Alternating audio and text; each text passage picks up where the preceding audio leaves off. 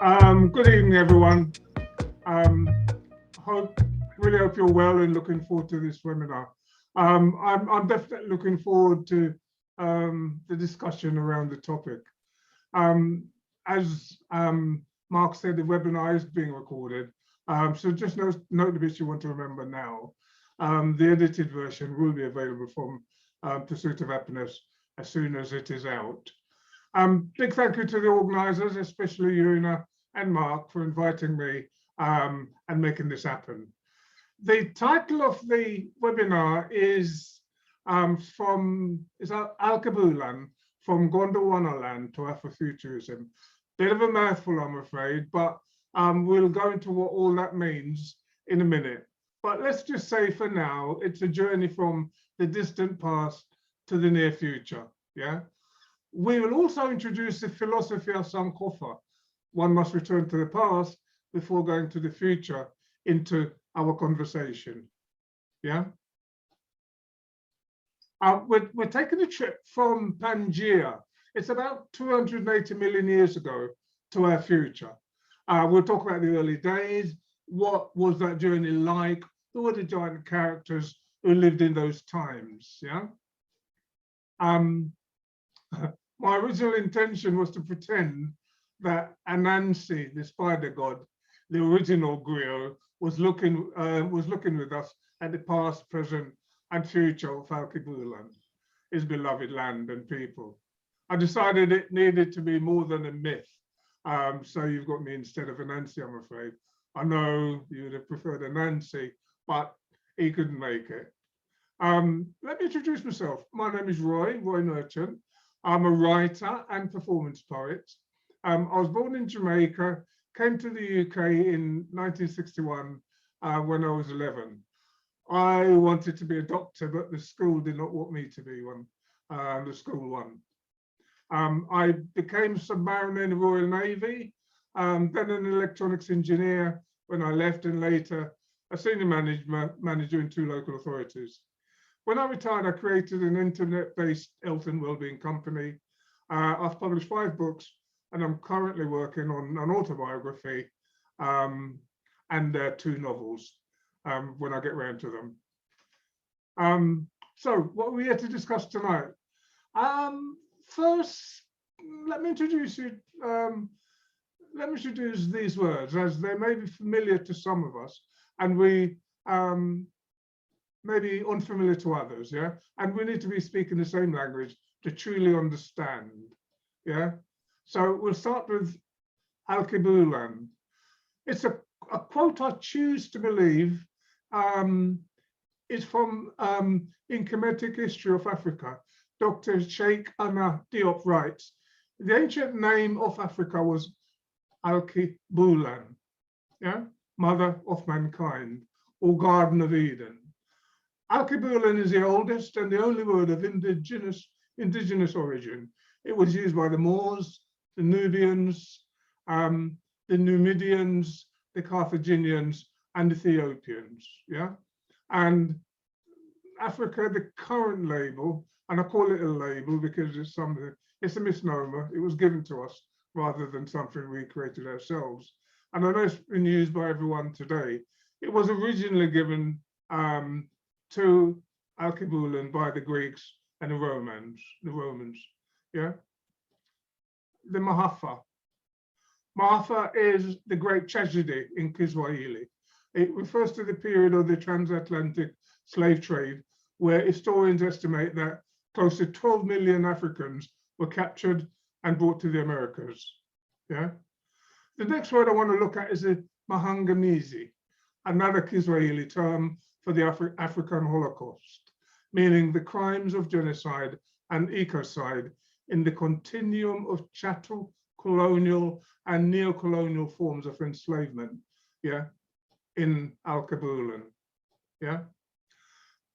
Next one is quite a complex concept, and I'm going to take it slow, but we'll spend a lot of time on it later on. It's Afrofuturism, yeah. Now, Afrofuturism is an Afrofuturistic vision. Yeah, it embraces the idea that, like Sankofa, learning from the past may be the best way to live in the present and create change for the future. Yeah, it comprises a cultural and scholarly thought required to create the future we want. We need to use literature, visual art, photography, film, multimedia art, performance art, music and science to create a world of greater justice and a freer expression of the Black identity in the future we're creating. Yeah, that fairness and justice will also be available for all. That sense of no one is free until we're all free is the main lesson we are learning on this journey we're on. Yeah. Sankofa, I think I've talked about that before. It's from the Akan people of Ghana. They use Adinka. It's a symbol that represents concepts, philosophical ideas, and quotes to represent the idea, yeah, of that Sankofa. Another version is the image of a bird with its head turned backwards, taking an egg off its back. This symbolizes taking from the past what is good and bring it into the present to make positive progress through the positive use of knowledge. I will give you an image of that later on. Yeah. Ubuntu. Ubuntu means I am because we are. I am because you are, or humanity towards others. In a more philosophical sense, it implies a belief in the universal bond of sharing that connects all humanity. Yeah. The conversation will be done in 3 parts, and there will be a Q&A session afterwards. Yeah. First, we'll talk about Al-Kibulan before 1441. Then we'll talk about the Atlantic slave trade and move on into the 3rd part of Afrofuturism, the future we want. Yeah. So let's start with Al-Kibulan and the history before 1441. Yeah. Okay. To design our future, we need to go back in time. So let's go back as far as we can, and then slide by slide, move forward until we get to Afrofuturism. Yeah, this journey will take about 75 minutes, and we will have a 30-minute Q&A session at the end, a 30-minute session at the end. I'm not going to tire you out too much, so we'll have a 10-minute comfort break before we go into Afrofuturism and the Q&A session. If everyone's okay with that, let's go. Let's talk about Africa before slavery. Yeah, I mean, some people think Africa has no history before slavery. How wrong they are. The last 430 years of Africa's history would give just the last 5 seconds of a 24-hour day to slavery. Yeah, slavery is a minuscule part of our experience. Yeah, on that continent. It really means that we've been here a long time without the type of slavery that meant your fetus, your unborn child, was also a slave. Yeah. What I'm giving today is a snapshot, a tiny grain of sand in the beach of available information. So if you are interested, please get as much sand or information from all the sources available to you as you can. Yeah. Okay. So let's start at the beginning. The earliest name, as we've said before, for Africa is Al-Kibulan. It's Arabic for the land of the blacks. It is the oldest and the only name of indigenous origin. The name was used by the Moors, the Nubians, Carthaginians, and Ethiopians. The term Africa is alleged to come from the Roman general Scipio Africanus, whose main achievements were during the Second Punic War. His greatest military achievement was the defeat of Hannibal at the Battle of Zama in 202 BC. It is suggested that they named a whole continent after him, after his victory. Yeah. Sadly, Rome was not satisfied with the victory they had and engineered the Third Punic War about some 65 years later, when they burnt Carthage to the ground, with allegedly all its citizens inside. Yeah. Right. Okay. Homo erectus came out of Africa 2 million years ago to start ruling the world. Yeah. The last great prehistorical journey out of Africa came between 50,000 and 100,000 years ago. Homo sapiens, that's us, yeah, journeyed out of Africa, and by killing or breeding out all the other hominids, including the Neanderthals, yeah, ensured our survival. Yeah. Now, there are lots of contested opinions about where civilization started. Was it in the Yangtze Valley? Was it in the Indus Valley in India? Or was it a journey up the Nile in Egypt? Yeah. The work the studies and research I've done suggests that the origin was about 8,000 to 10,000 years ago. Human civilization started its journey up the Nile in Egypt. Yeah, and for thousands of years, the Egyptians were the most advanced society, yeah, on the planet. Now, I haven't got time to go into the full history of Egypt because we've got 75 minutes and this is a snapshot. Yeah, so let's have a look at the kind of people we're talking about. Out of Egypt came the Pharaoh, Ramesses II, probably the greatest warrior king in all of Egypt's history. He's mentioned all over the Bible. One thing I've come to understand on my journey is that history is written by the ones who won the war, but it can change when things change. Yeah. Let's have a look at Akhenaten, probably the first thinker, and he was a pharaoh, and he was African, from Akhenaten. He was from Al-Kibulan, probably the first thinker to internalize the concept of God into his imagination. Rather than seeing God as an object or a token like the golden calf, yeah, there are some fascinating conversations taking place also about whether Moses was a disciple of Akhenaten. These things are worth exploring. If you've got time, take a look at it. Yeah, I'm not here to pass judgment. I'm just telling you what I have read, what I understand. Yeah, and the idea is that when Akhenaten was assassinated, and he was, Moses was a follower of his and took the people not out of bondage, but took them as a cult away from Egypt, yeah, to set up their own cult about this God, which is now inside of them, yeah. Hence the reason why it took 40 years to travel the 100 yards, I'm joking, to get into the promised land. But like I say, you form your own view when you're exploring, yeah. Now, we'll talk about Imhotep.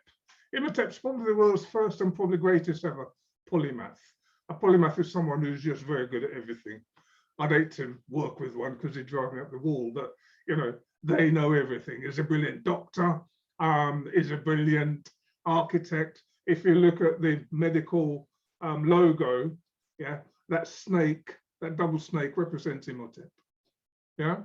As I say, we don't have time to go into details on such a short presentation, but again, in your own time, find out all you can about Egypt and some other places in Africa.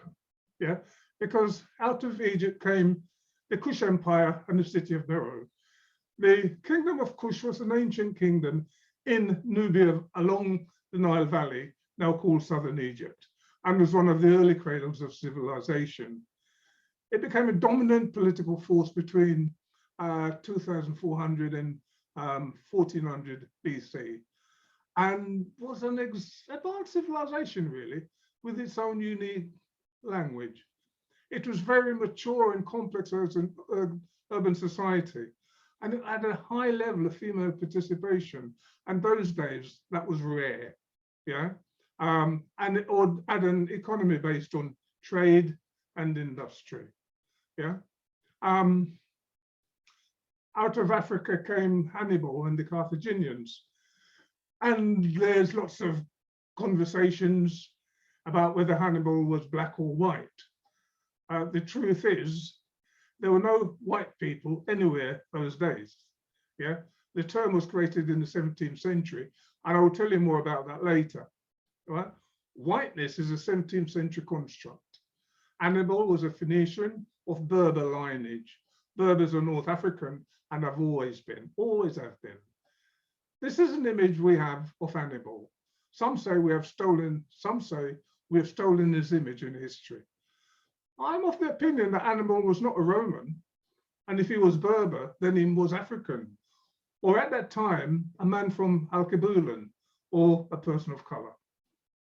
Yeah. So let's have a look at the kingdom of Aksum. Aksum developed a civilization and empire whose influence at its height in the 4th, 5th century extended throughout the regions lying south of the Roman Empire, from the Sahara in the west, across the Red Sea to the Arabian Desert in the east. The Aksumites developed Africa's only indigenous written script, the Ge'ez. They traded with Egypt, the Eastern Mediterranean, and Arabia. Despite its power and reputation, it was described by Persian writers as one of the 4 greatest powers in the world at the time, but very little is known about Aksum. Written scripts existed, but no histories or descriptions have been found to make this African civilization come alive. Yeah. Okay. Mali Empire. Mali was an empire in west of Africa from around 1235 to 1670. Now, the old thing in the title is 1441, and that's a big turning point in Africa's history. So we're talking about empires and advanced societies up to 1441. Mali just about fitting in there because that empire was between 1235 and 1670 AD. Yeah, it was created by a leader called Sundiata Keita at 21 years old. It was famous really for its ruler's wealth. The most famous of these was Mansa Musa. Yeah. Now, the Manding languages were spoken in the empire. At its peak, Mali was the largest empire in West Africa, influencing the region's language, laws, and custom. Yeah. Next one, Songhai Empire. That's between the 15th and 16th century. Again, we're talking about 1441. So 1441, this is like halfway through the Songhai Empire, and it dominated the Sudan era of Alkebulan. Yeah. At its peak, it was one of the largest states in African history.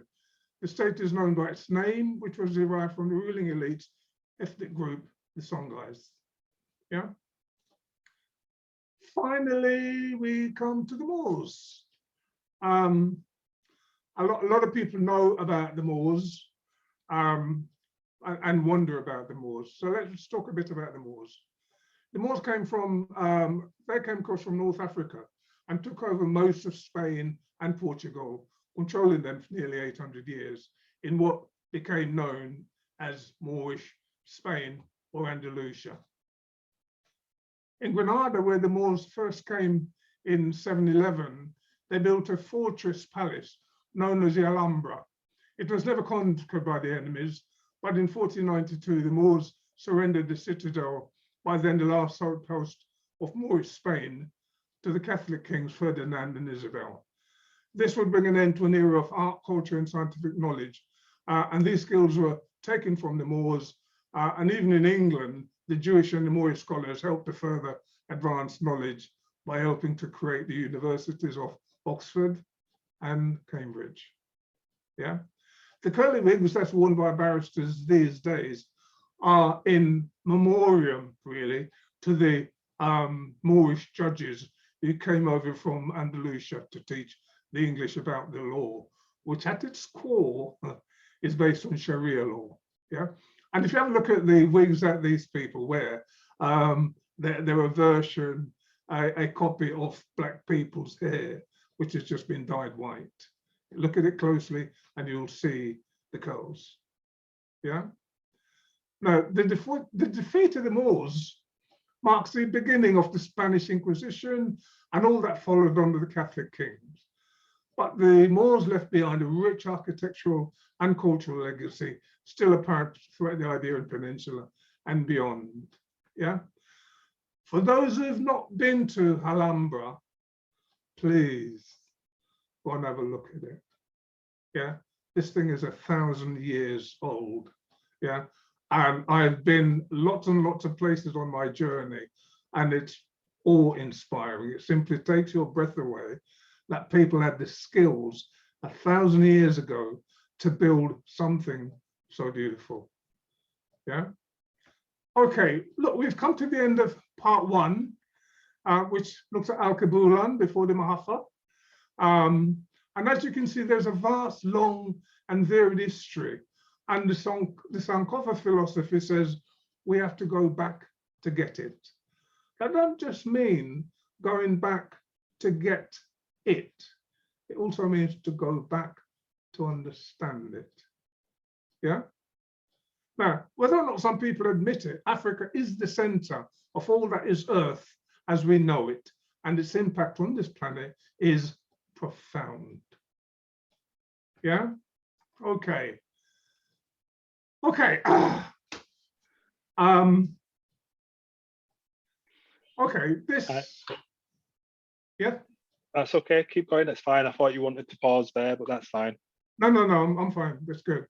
Okay, the next part is the Mahafa, the great Mangamizi. We're talking about systemic racism and colonization. Okay, okay. Now, we're gonna go through some pain here. I'm gonna tell you that now, yeah? I call it the age of the void, in a sense. In the beginning, there was a void, and darkness was on the face of the deep. And God said, let there be light. That light is not ready to shine yet, but it will be. For 500 years, it has been a time of pain and gain, a time to learn, a time to grow and forgive, a time to make us strong.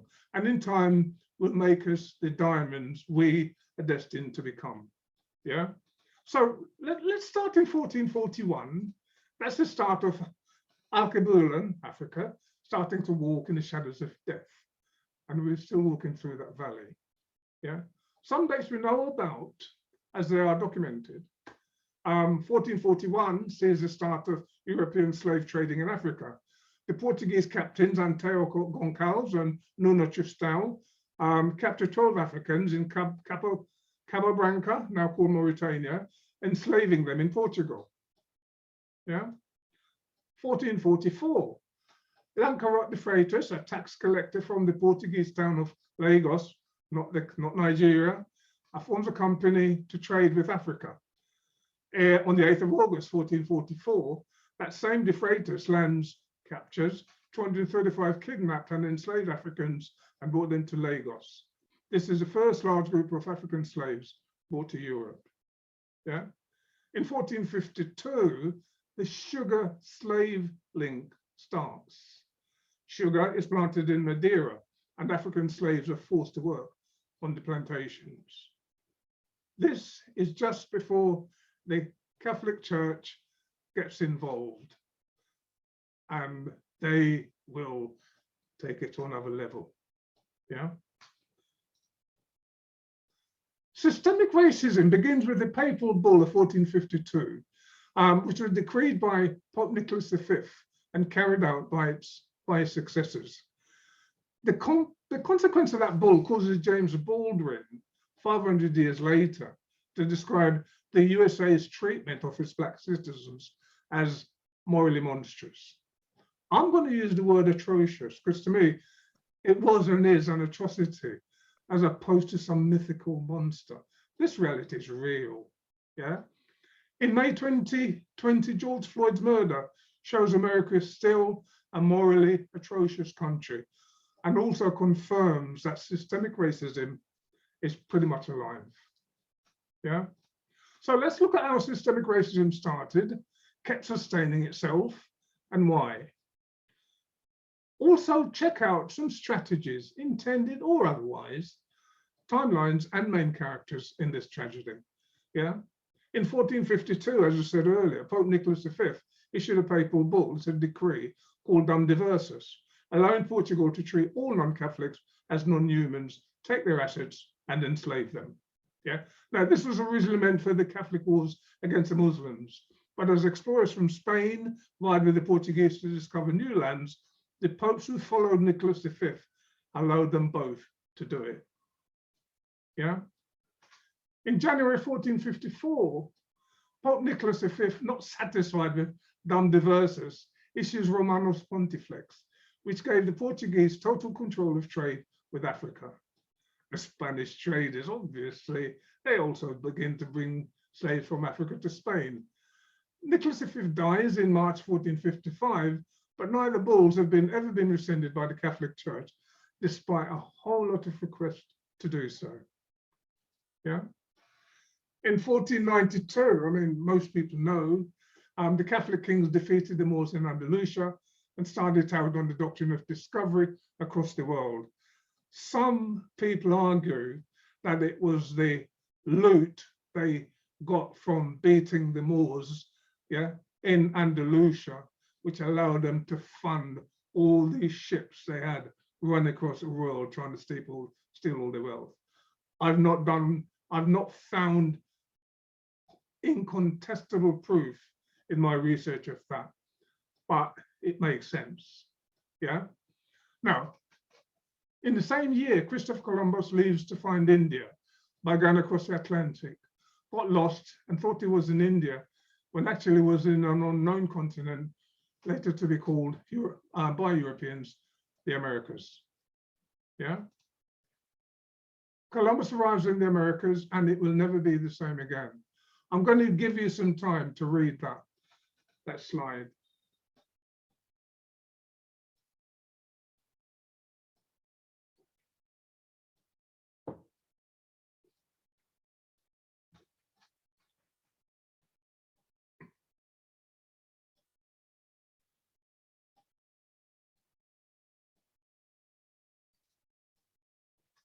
So, okay.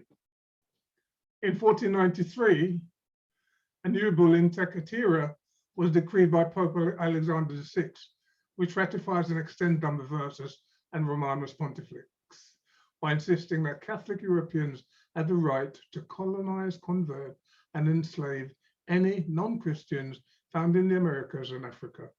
Now, in 1493, there weren't many Christians or Catholics in Americas or Africa. So guess what? He had carte blanche to capture, beat up, turn to slave anyone he came across. Alexander VI, actually, interestingly, was a bit of a scandalous pope from Spain by the name of Roderick de Borgia. And for those who's not familiar with Borgia, he was the father of Cesare and Lucretia Borgia, and they were interesting people. So, okay. In 1509, Columbus's son, Diego Colon, is appointed governor of the Spanish Empire in the West Indies. It's now an empire. He grumbles that the indigenous Indians, as the Europeans call them, that they're lazy. 90% of the population die as a result of Europe's conquest, but he called them lazy. Yeah, 90%. 1510, the shipping of African slaves to the Americas began. In 1527, sugar production starts in Jamaica under the Spanish and rapidly increases all over the Caribbean region. The mills are mainly worked by African slaves. Slavery becomes the engine for the Industrial Revolution across Europe and North America. Yeah. Again, take some time to have a look at that.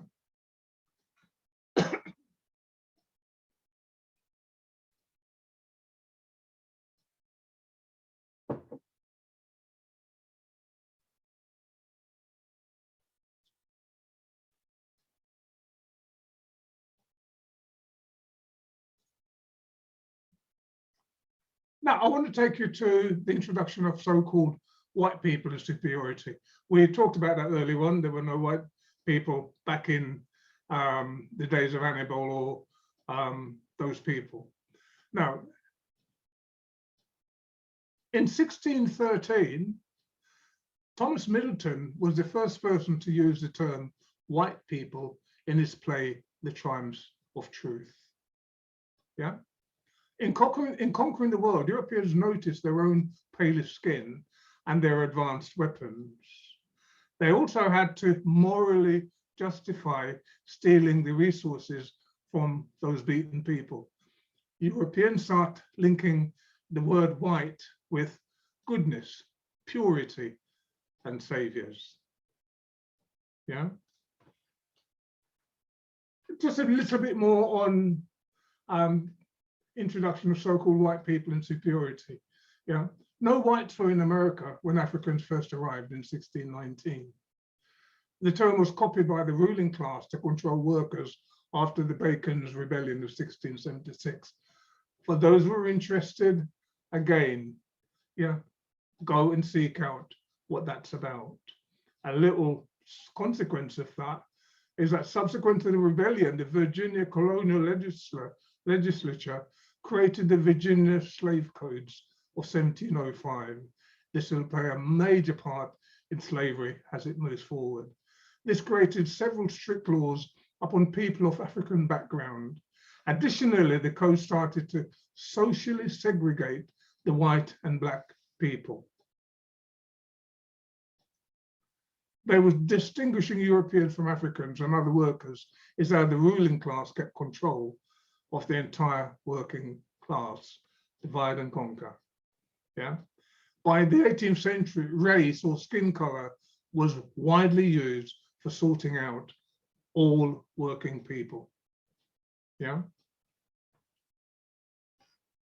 The next thing you have to do if you're going to create systemic racism and colonization is that you've got to start building the myth of black inferiority.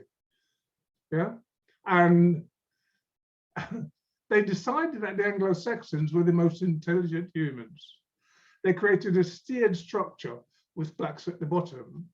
Seeing the slave as property was a requisite for dehumanizing the Africans.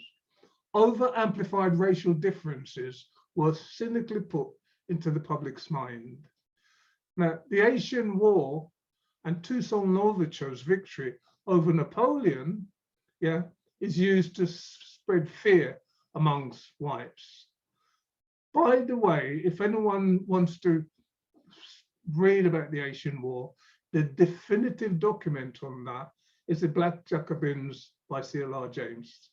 Yeah, it's a big book, but it will tell you all there is to know about the history coming up to it, the hypocrisy of the French in saying everyone's equal and free, but not you slaves, all of those things, the way that the French were so bankrupt after losing the Haitian War, they ended up having to give Louisiana to America, yeah, as a payment for all the loan America had given them to fight that war. Yeah, there's a whole load of geopolitical things going on there that is changing the world forever. Yeah, and when you look at Haiti now, there's a reason why it's so poor. Yeah, it's called revenge. Yeah. So the next thing we've got to do is that we've got to legitimize the racial worldview using scholars, scientists, etc. Yeah. Now, some European thinkers used pseudoscience and the Bible to create racist narratives in attempting to validate those papal bulls. The growth of the ideology of race coincided with the rise of science in Western cultures. Major advocates of the belief in racial inequality were the German thinker Immanuel Kant. I liked him until I read about that. The French thinkers Voltaire, the Scottish academic David Hume, and the leading American politician Thomas Jefferson. Sadly, Thomas Jefferson had about 7 or 8 children of mixed heritage, yeah, but also was one of the biggest advocates of slavery. How those two thoughts can exist in the same mind, it's really difficult to work out, but it did. The Swedish botanist Carolus Linnaeus and the German physiologist Johann Blumenbach created the models and terms for modern racial classifications. Yeah. Right. Again, the institutionalizing of race. Slavery always creates social distance between masters and slaves. Learned men began to write about the races of the New World and started casting Indians and Negroes as alien. Science, as usual, used to justify the so-called demarcation lines between races and so-called inferiority of non-Europeans. Yeah. In the 19th century, some scholars advanced the idea that the Negro and perhaps the Indian was a separate species from normal men, that's white and Christian. This revived notion held that the inferior races had been created at a different time than Adam and Eve, who were the creators of the white race. Yeah, the fact that the Garden of Eden could only been in the Middle East or Africa, with totally different temperatures and everything else, and then are going to be melanin based, totally escaped them. Yeah. Okay. Again, transforming the race into species. Edward Long, 1734 to 1813, asserted that the Negro was void of genius and indeed was so inferior as to make up a separate species of mankind. Charles White, and then a Manchester physician, I hear you say, suggested that the Africans had degenerated from the pure and idyllic settings offered in the Garden of Eden, while Europeans had made advances toward civilization. This is a scientist. Yeah, okay. Again, just more about the creation of the white supremacy myth. Yeah, I mean, the ideas of German Anglo-Saxon type came from the works of Tacitus. He was a Roman historian from the 1st century AD. These simple tribal people of 2nd century Germany were used as proof of Anglo-Saxon racial superiority 2,000 years later. I mean, Tacitus also observed that the Germans were intensely warlike, hated peace and despised work. When not fighting, they idled away their time or slept. They liked gambling and drinking and gave blind obedience to their chiefs. Yeah, moving on. Again, just thinking about the creation of the white supremacy myth.